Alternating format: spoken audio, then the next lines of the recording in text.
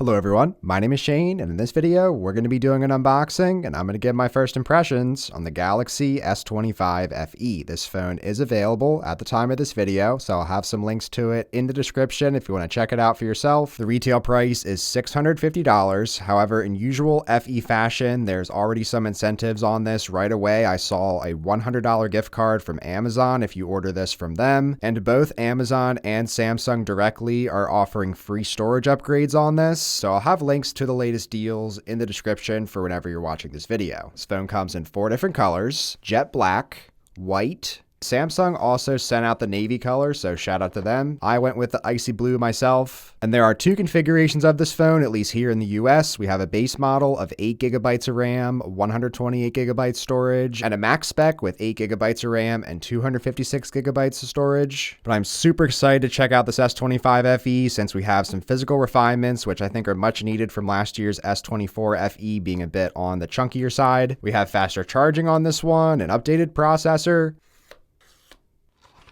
We have a SIM ejector tool, we have a little bit of paperwork, and a USB Type-C to Type-C charging cable.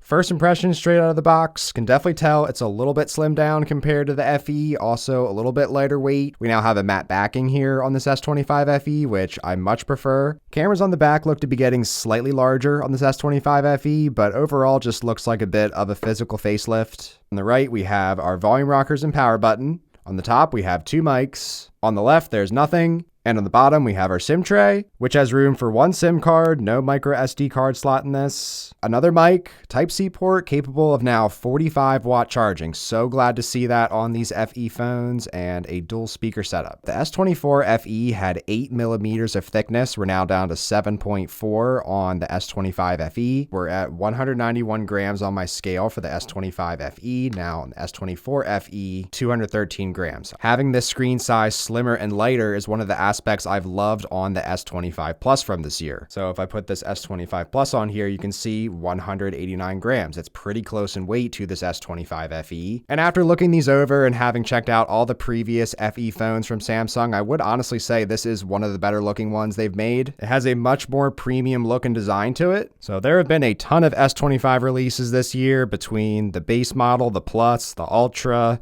Edge, and now FE. In addition to looking at the FE line specifically after having used all of these FE phones from Samsung myself, in my opinion, this is one of the better releases from Samsung this year, considering a price to what you get for that price ratio, even though there's been some really good releases this year from Samsung already with budget in mind. If I search on Amazon, the Galaxy A56 is at $500 retail, whereas this just released Galaxy S25 FE, it has the $650 retail price, but these come with a $100 gift card, effectively making it a $550 price here at launch. So now if I bring one of those flagships out, the S25 Plus, overall very similar looking and feeling devices. This S25 Plus with that little bit of reduction at the bottom does slim down the phone slightly, but these feel very similar in hand as I showed on the scales before. Pretty similar weight on these, pretty similar thickness. There's just a 1080p display on this compared to the S25 Plus having a 1440p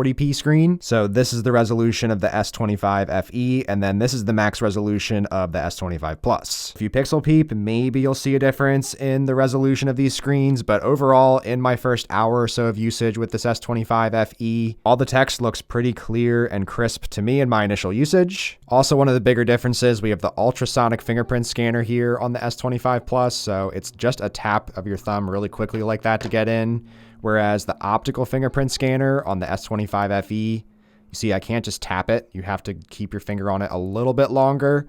So I'll run that again here. But overall, it still gets me in very consistently, very quickly every single time. There is a slightly larger front-facing hole punch cutout for whatever that's worth. And then also getting a flagship processor from last year that was offered in some markets, the Exynos 2400. This is my first experience with it personally, so I will come back with my first impressions after using this battery cycle to share some final performance thoughts. But on paper, at least, I think that is where there is a really big benefit going with this S25 FE, whereas something like this A56, while a little bit cheaper, will have just a mid-range processor in it. We also have the same Qi 2 ready standard on this phone. So unfortunately, like all the other Samsung phones this year, we don't have magnets built right into the phone. You need to get a proper case, and then you can take advantage of those more efficient and faster wireless charge speeds. This FE has a pretty beefy battery at 4,900 milliamp hours, just 100 off of the S25 Ultra. Also consistent with this FE to the rest of the S series, we have 7 years of OS upgrades and security updates on this. And from what I can see, all of the latest Galaxy AI features on this. And now taking a look at some outdoor shots, since the ones in my studio don't do it justice for this icy blue color. I'm really liking the look of this phone a lot. So a nice look, nice feel, very good brightness on this. I find no matter where I'm in my house, no matter how bright it is, I can see my screen perfectly fine.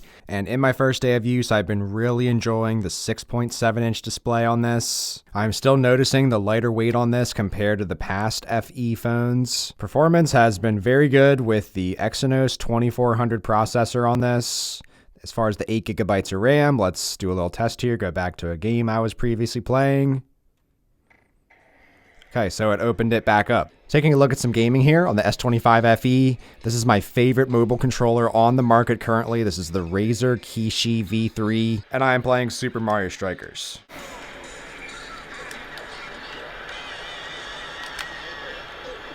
Okay, there's 2. Looking good there as well. Pretty good performance here initially in my testing. There we go. That looked pretty smooth as well. I was only on about 30% volume there. This is loud. Nice and smooth performance here this game so far.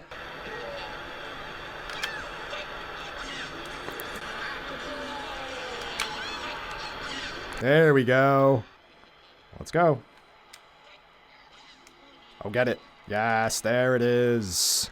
Taking a closer look at the cameras, we have a very similar setup to the Galaxy S25 and S25 Plus. We have a 50 megapixel primary lens. There's a 12 megapixel ultra wide lens, and then there is an 8 megapixel 3x optical lens on this. Here's a look at the 10x digital zoom, and there are also 20 and 30 times zoom options. Now, Samsung also updated the front facing camera on this, so there is now a 12 megapixel selfie camera. Compare this to the S24 FE from last year with just a 10 megapixel. So I would say the selfie from the S25 FE does look a little bit improved over the previous S24 FE. You can share your thoughts in the comments. Just wanted to look at it on the video side here. This films in 4K 60 resolution. So let me know what you think of the video and the mics in the comments. Taking a look at my first battery cycle, I got 6 hours and 20 minutes in my first day of use with 22% remaining. This consisted of mainly watching YouTube, doing some gaming, on the home screen a lot at high brightness for shots for this video and comparing it to other phones. Not too much battery drain on the always on display. A little bit of camera testing, some web browsing, some photo and video editing to prep for this video. Overall, averaging out to 8 hours of screen on time. So I'm definitely happy with the battery life here initially. Looks promising. So all things considered, first impressions of the Galaxy S25 FE, I am very impressed with this device. This is definitely one of my favorite FE phones of all time. I think Samsung did a really good job of refining this to make it feel more of like an S series device, and it does more of a mid-range option, giving it some important additions like the 45-watt fast charging, slimmer bezels on this. The FE phones a couple years ago, it was a night and day difference with this. Having pretty much the same feel as the S25 Plus with some compromises that I know I can personally live with, like the lower resolution display looks pretty similar to me overall. That zoom lens with 2 less megapixels really didn't make a difference. And you are getting just a little bit of extra bezel chin here on the bottom, but again, for the few $100s you can get this cheaper for than that S25 Plus. I feel like this is the best option right now if you want to get a premium smartphone experience from Samsung that is not crazy overpriced at launch, like $700 or $800. Let me know your thoughts on this S25 FE in the comments below. I'm genuinely curious to know what you think. Be sure to check out some of the other videos I posted in the last week, such as unboxings on the Tab S11 and S11 Ultra. Thanks so much for watching.